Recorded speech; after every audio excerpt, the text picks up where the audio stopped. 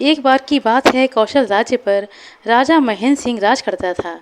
प्रजा उसका सम्मान करती थी और साथ ही उससे भय भी खाती थी। राजा की सबसे बड़ी कमजोरी थी उसकी रानी मयूरी। वह उसे बहुत प्रेम करता था। उसके बिना एक भी पल रहना राजा महेंद्र सिंह के लिए बहुत मुश्किल था। विवाह के 3 वर्षों के बाद रानी जुड़वा बच्चों को जन्म देने के बाद चल बसी। राजा पूरी तरह से टूट गया। वह अपनी पत्नी के बिना अब कैसे रह पाएगा। वह गुस्से से आग बबूला हो उठा।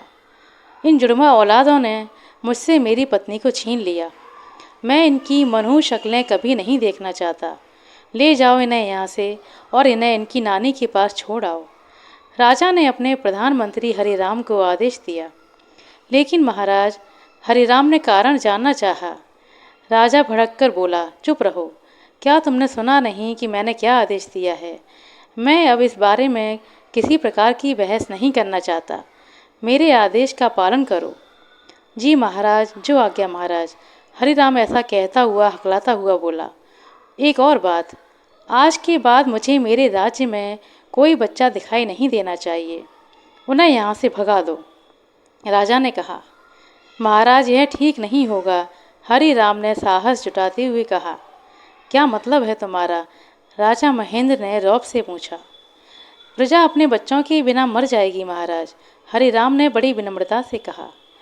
यह सुनकर राजा महेंद्र सिंह सोच में डूब गया और फिर बोला, ठीक है, बच्चों को राज्य से बाहर मत भेजो, पर उनका बचपन समाप्त कर दो। मैं कुछ समझा नहीं महाराज, हरिराम ने आश्चर्यचकित होकर पूछा। मैं चाहता हूँ कि बच्चे अपना बचपना छोड़कर बड़ों की तरह व्यवहार करना सीखें। आज से सब बच्चों का उछल कूद करना, खेलना और खिलखिलाना सब कुछ बंद, राजा ने कहा। पर क्यों महाराज? हरिराम ने बड़े आश्चर्य से पूछा।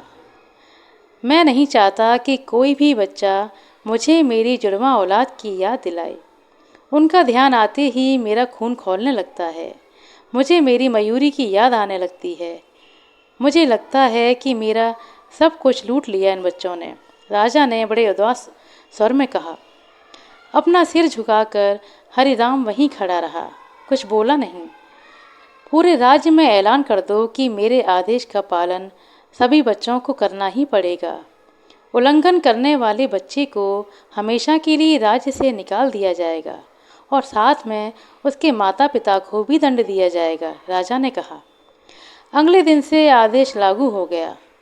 लोगों में मूर्खता भरे इस आदेश को लेकर काफ़ी गुस्सा था, लेकिन वे राजा के सामने इसका विरोध करने से डरते थे। थक हार कर उन्होंने अपने बच्चों को जीने का नया तरीका सिखाना प्रारंभ कर दिया। लगभग 6 महीनों के बाद बच्चों की किलकारियाँ सुनाई देना बंद हो गईं। पेड़ों पर चढ़ते, पतंगे उड़ाते लड़के और रस्सी कूदती तथा गुड़ियों के साथ खेलती लड़कियाँ अब कहीं नजर नहीं आती थी। राज्य में कौशल एक सुंदर राज्य था। तरह तरह के फूल, विभिन्न प्रकार के आकर्षक पेड़, मीठे फल, कई प्रजातियों के पशु पक्षी इस प्रदेश को प्राकृतिक सौंदर्य से परिपूर्ण राज्य बनाते थे। लेकिन जल्दी ही सब कुछ बदलने लगा। पक्षियों ने चहचहाना बंद कर दिया। जिन बुलबुल और पपियों की कूकू से कौशलवासियों की सुबह होती थी, अब वे शांत होते जा रहे थे। हिरणों का कलोल करना और गाय भैंस के बछड़ों का उछल कूद करना सब समाप्त होता जा रहा था। रसीले आम, सेब और अमरूदों से लदे रहने वाले पेड़ अब उजाड़ दिखाई देते थे। जैसे जैसे समय बीतता जा रहा था, हालात और ख़राब होते जा रहे थे। वरुण देव भी प्रदेश से नाराज थे, जिस कारण प्रदेश में वर्षा नहीं हुई। बिना पानी की फसलें बर्बाद हो गईं। किसानों में हाहाकार मचने लग गया। एक दिन प्रधानमंत्री हरिराम ने राजा महेंद्र को राज्य की बदहाली के बारे में जानकारी दी। हरिराम की पूरी बातें सुनकर राजा ने घोषणा की, हमें देवताओं को शांत करना होगा, अनुष्ठान पूजा का भव्य आयोजन करना होगा। मेरा विश्वास है कि ईश्वर हमारी रक्षा अवश्य करेंगे। 11 दिनों तक प्रजावासियों ने मिलकर पूजा अर्चना की, पर कोई लाभ नहीं हुआ, बल्कि राज्य की स्थिति और भी गंभीर होती चली गई। कुछ दिनों के बाद एक दिन राजा महेंद्र सिंह अपने कक्ष में बैठा था। तभी द्वारपाल ने आकर सूचना दी, महाराज, स्वामी ऋषि आनंद जी पधारे हैं। राजा खुशी से बोला, उन्हें तुरंत सम्मान पूर्वक अंदर लेकर आओ। महेंद्र की पूरी शिक्षा दीक्षा स्वामी ऋषि आनंद के आश्रम में ही हुई थी। 5 वर्ष पहले स्वामी जी हिमालय की कंदराओं में तप करने के लिए चले गए थे। उसके बाद किसी को उनकी खबर नहीं थी। कुछ ही देर के बाद स्वामी जी ने कक्ष में प्रवेश किया। उनके चेहरे का तेज देखते ही बन रहा था। राजा उनके चरणों में लौट गया और बोला, स्वामी जी, आप बिल्कुल सही समय पर पधारे हैं, मेरी सहायता कीजिए। राजा को गले लगाकर स्वामी जी मधुरता से बोले, क्या हुआ राजन? राजा ने पूरी घटनाक्रम स्वामी जी को कह सुनाया। मैंने उस जुड़वा अभिशाप को तो निकाल बाहर फेंक दिया, लेकिन संकट का यह दुर्भाग्य मेरी धरती से नहीं जा रहा है। मैं और मेरी प्रजा त्राही त्राही कर रहे हैं। स्वामी जी ने शांत स्वर में कहा, महेंद्र, तुम उन 2 नन्ही जानों को अभिशाप कह रहे हो। अभिशाप वे 2 कोमल सुकुमार नहीं, बल्कि तुम्हारी मूर्खता और अज्ञानता है। अगर बाहर निकालना है तो इन्हें निकालो। क्या कह रहे हैं आप स्वामी जी? राजा ने बौखला कर कहा। क्या तुम्हें अनुमान है कि तुमने कितनी बड़ी भूल की है? सब बच्चों के बचपन को मारकर तुमने स्वयं प्राकृतिक संतुलन को क्षति पहुंचाने का घोर अपराध किया है। स्वामी जी ने राजा से कहा। मैं कुछ समझ नहीं पा रहा हूँ स्वामी जी, राजा हकलाया। क्या तुम्हें मालूम है कि ईश्वर का वास कहाँ है? स्वामी जी ने पूछा। ऊपर आकाश में, हमारे चारों ओर फैले मंदिरों में, राजा ने उत्तर दिया। तुम्हारा दृष्टिकोण सीमित है राजन। ईश्वर सृष्टि के प्रत्येक जीव में बसा है। क्या तुम ईश्वर की महिमा का एक जीता जागता उदाहरण देखोगे? जी अवश्य स्वामी जी, राजा बदबदाते हुए बोला। स्वामी जी राजा महेंद्र को महल के झरोखे में ले गए। उन्होंने बगीचे की ओर इशारा किया। राजा ने देखा कि वहाँ 2 बच्चे खेल रहे हैं। उनकी आयु लगभग 3 वर्ष होगी। वे दोनों मिलकर तितलियाँ पकड़ रहे थे। कभी वे आपस में टकरा रहे थे तो कभी घास पर गिर रहे थे। उठने में एक दूसरे की मदद करते और फिर से तितली के पीछे दौड़ने लग जाते। हंसते खेलते उन दोनों बच्चों की किलकारियों का शोर पूरे बगीचे में गूंज रहा था। राजा वहीं आश्चर्यचकित खड़ा देख रहा था।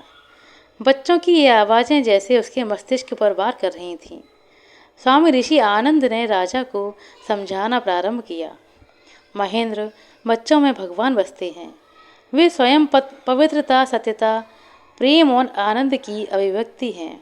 कभी ध्यान से किसी बालक का अवलोकन करो, तुम्हें उनमें कभी भी छल कपट दिखाई नहीं देगा। प्रत्येक बच्चा प्रसन्नता, आमोद प्रमोद और जीवन के परमानंद का प्रतीक है। बच्चों के बचपन को समाप्त करके तुमने स्वयं ईश्वर की उपस्थिति का बहिष्कार किया है। और जब ईश्वर ही चले गए तो क्या माँ प्रकृति यहाँ रह पाएगी? इसी के परिणाम स्वरूप स्वर्ग सी तुम्हारी यह हरी भरी धरा आज उजाड़ बन चुकी है। तुम्हारे देश में केवल जीते जागते शव रह गए हैं।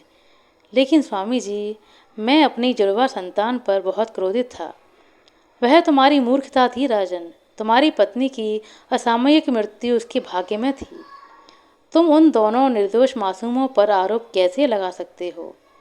वे शिशु अपनी जननी को क्यों मारेंगे महेंद्र, बताओ? स्वामी जी ने स्नेहपूर्वक कहा। राजा अपना सर पकड़कर बैठ गया। वह बहुत लज्जित था। हे ईश्वर, यह मैंने क्या कर डाला? मुझे तो यह भी नहीं मालूम कि मेरे दोनों बच्चे आज कहाँ हैं। 1 वर्ष पहले मुझे संदेश मिला था कि एक साधु उन दोनों बच्चों को अपने साथ ले गया था, राजा ने कहा। हाँ, एक साधु उन बच्चों को ले गया था और वही साधु उन्हें वापस तुम्हारे पास लेकर आया है। वे जुड़वा इस समय तुम्हारे बगीचे में खेल रहे हैं।